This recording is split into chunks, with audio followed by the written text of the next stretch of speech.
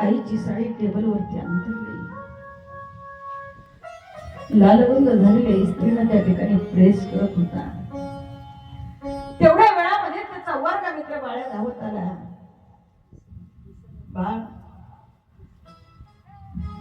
मला तुझी होमवर्कची वही पाहिजे रे. शब्द ऐकल्याबरोबर मुलगा धावत घरामध्ये गेला.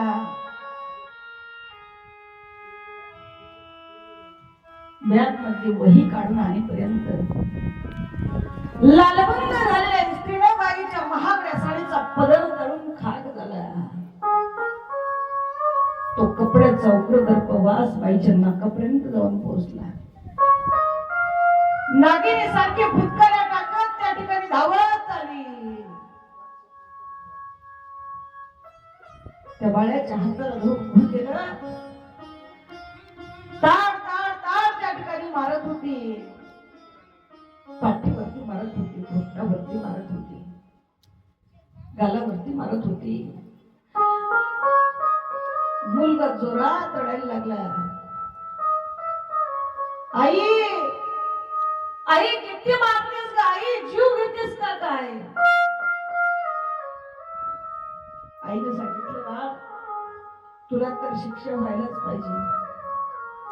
तुझ्या हातून अशी चूक पुन्हा घडता कामा नये.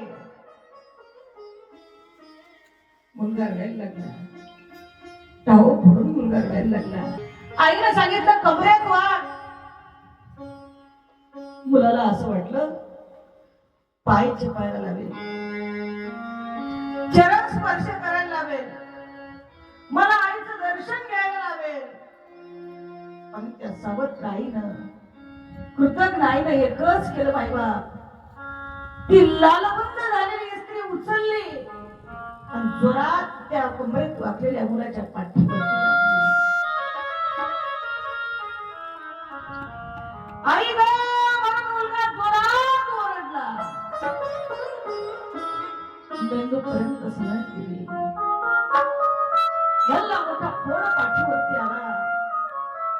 मुलगा धावत धावत धावत धावत देवघरापर्यंत गेला. भगवान परमात्म्यासमोर हात जोडले. देवा, काही नको रे मला. हे पांडुरंगा, काही नको देवा, फक्त मला आई दे.